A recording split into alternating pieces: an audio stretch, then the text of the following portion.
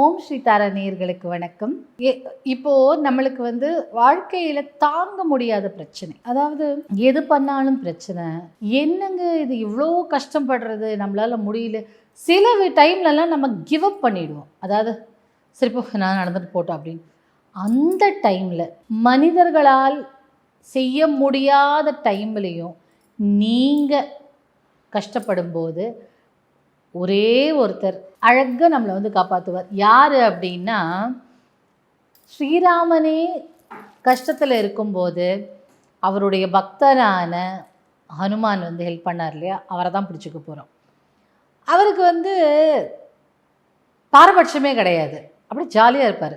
குழந்தை மனம். என்ன குழந்தைங்களுக்கு இவங்க இவங்க ரிச்சு, இவங்க புவரு, இவங்களுக்கு ஸ்டேட்டஸ் இருக்குது, இவங்களுக்கு ஸ்டேட்டஸ் இல்லை, இவங்க படித்தவங்க, இவங்க படிக்காதவங்க அப்படின்னு வித்தியாசம் பார்க்க தெரியாது. குழந்தை கூட யாராவது ஜாலியாக விளையாட ஆரம்பிச்சிருவாங்க. அன்பாக பேசினா அன்பாக பேச ஆரம்பிச்சிடும். கெட்டவனாக இருந்தால் கூட அன்பாக பேச ஆரம்பிச்சிருவாங்க. ஆனால் தப்பு நீங்கள் பண்ண தப்புங்க அப்படின்னு சொல்கிற அளவுக்கும் குழந்தைகளுக்கு மட்டும்தான் தைரியம் இருக்கும். நம்மலாம் கொஞ்சம் ஹெசிடேட் பண்ணுவோம், எப்படி சொல்கிறது, அவங்க தப்பாக எடுத்துக்கிட்டா என்ன பண்ணுறது அப்படின்லாம் யோசிப்போம்ல. குழந்தைகள் ஹெசிடேட்டே பண்ணாது. ஆமாம், நீங்கள் பண்ண தப்பு, அதனால் கேட்டேன் அப்படின்னு அழகாக சொல்லிவிடும். அதுதான் குழந்தையின் அழகு இல்லை. குழந்தையும் தெய்வமும் குணத்தால் ஒன்று அப்படின்னு சொல்லுவாங்க. அதே மாதிரி தானே தெய்வமும் பாரபட்சம் பார்க்க மாட்டாங்க. தப்பு யார் பண்ணாலும் நீங்கள் பண்ண தப்புன்னு சொல்கிற அளவுக்கு தெய்வம் இருக்குது இல்லையா.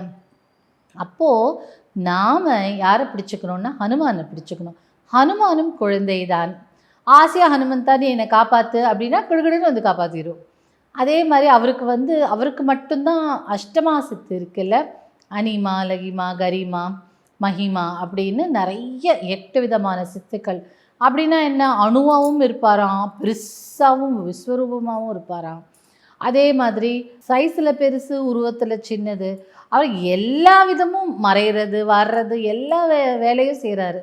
வாளுக்கு வால் இல்லை, பிள்ளைகள் எப்படி வாளாக இருக்கும் அப்படி. அதே மாதிரி தான் குணமும்.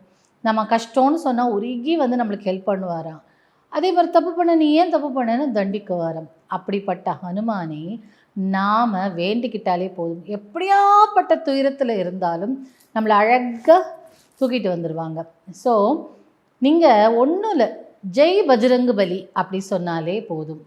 அப்படின்னா என்ன, எல்லாத்தையும் தகர்த்து இருந்துட்டு நம்மளை காப்பாற்று அப்படின்னா ஹனுமானை தவிர இப்போ நீங்கள் எப்படியாப்பட்ட சிக்கலில் மாட்டியிருந்தாலும், ஒரு நெகட்டிவ் எனர்ஜிக்குள்ளே மாட்டியிருந்தாலும் உங்களை அப்படி எடுத்துகிட்டு வரக்கூடியவர் தான் ஹனுமான். ஸோ ஜெய் பஜ்ரங்கு பலி அப்படி சொல்லிவிட்டு நீங்கள் எல்லா விஷயமும் இல்லை, ஜெய் ஹனுமான் அப்படி சொல்லி நீங்கள் ஸ்டார்ட் பண்ணுங்கள். அதே மாதிரி நீங்கள் ஹனுமன் மந்திரம் ஏதாவது தெரிஞ்சதுன்னா, உங்கள் பிள்ளை தனியாக இருக்காங்க, என்ன பண்ணுறதுன்னு தெரியல, ஹனுமானை துணைக்கு அனுப்பணும் அப்படின்னு நினைக்கும் போது, இந்த ரேக்கி ப்ராக்டிஷனர்ஸ்க்கு நல்லா தெரிஞ்சிருக்கும். கையை நல்லா இப்படி தேய்ச்சிட்டு ஒரு பால் மாதிரி பண்ணிவிட்டு அதில் ஹனுமானோட மந்திரங்களை, ஹனுமானை இந்த சீ பாலில் நீங்கள் இருந்து இந்த நபரை போய் காப்பாற்றுங்கன்னு சொல்லி அனுப்பிச்சாலே போதும். அவர்கள் எப்படியாப்பட்ட கஷ்டத்தில் இருந்தாலும் காப்பாற்றிடுவாராம்.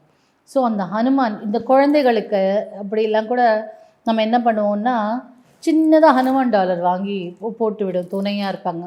ஆனால் வெறும்னா ஜெய் ஹனுமான் சொன்னாலே போதும், ஜெய் பஜ்ரங்கு பலி சொன்னாலே போதும், நம்மளை காப்பாற்ற ஓடி ஓடி வருவாராம். எப்படி வருவார், காற்றில் கூட வருவாராம். ஸோ அந்த மாதிரி அஞ்சன புத்திரனை நாம் எப்போல்லாம் தேவைப்படுதோ கூப்பிட்டுட்ட உடனே வீட்லேயே டெய்லி ஹனுமான் சாலிசா போடலாம். பஜ்ரங்கு பான் இருக்குது, அந்த பஜ்ரங்கு பானை போடலாம். இதெல்லாம் போட்டாலே நல்ல எஃபெக்டாக இருக்கும். வீட்டில் நெகட்டிவ் எனர்ஜி இருக்காது. உங்களுக்கு ஹனுமான் சாலிசா படிக்க தெரியும் அப்படின்னா ஹனுமான் சாலிசா ஊதிட்டு அந்த தண்ணியில் வீடு ஃபுல்லாக கூட தெளிக்கலாம். அப்படி தெளித்தாலே வீட்டில் நீங்கள் நெகட்டிவ் எனர்ஜி இருக்குங்கிறதும் போகும். இனிமேல் நம்ம எல்லாருமே ஏதாவது பிரச்சனைனா ஜெய் ஹனுமான் அப்படின்னு சொன்னாலே போதும். பசங்களுக்கு சொல்லிக் கொடுங்க, வீட்டில் ஜெய் ஹனுமான் சொல்கிறதுக்கு, ஜெய் பஜ்ரங்கு பலி சொல்கிறதுக்கு சொல்லிக் கொடுங்க. ஏதாவது ஒரு கஷ்டம்னா இரவில் படுக்க போகும்போதும் ஜெய் ஹனுமான் இருக்கட்டும். குழந்தைகளுக்கு காலையில் எழுந்துக்கும் போது முதல் வார்த்தை அது இருந்தால் அவங்களுக்கு அன்றைக்கி ஃபுல்லாக ப்ரொடெக்ஷனாக இருக்கும். ஸோ அவங்களும் ஹனுமானோட ஈடுபாடோடு இருப்பாங்க இல்லையா. ஸோ குழந்தை கூப்பிட்டா உடனே வந்துடுவார். ஸோ அந்த குழந்தைங்களுக்கு பாதுகாப்பு அவரை தவிர யார் கொடுக்க முடியும்? அதனால் ஹனுமானை கூப்பிட்டுக்கலாம். குழந்தைங்களுக்கு ரொம்ப எஸ்பெஷலி பாதுகாப்பாக இருக்கணும்னா ஹனுமானை கூப்பிடுங்க, ஈஸியாக வருவார். பெருசாக ஒன்றும் ஜெய் ஹனுமான் சொன்னாலே போதும். பசங்களுக்கு இந்த மந்திரத்தை சொல்லி கொடுத்துருங்க, ஜெய் ஹனுமான் சொல்லுப்பா அடிக்கடி அப்படின்னு சொல்லி கொடுத்துருங்க. பசங்க சொல்லி பழகட்டும், அதுவே நல்லா அவங்களுக்கு ப்ரொடெக்ஷனாக இருக்கும்.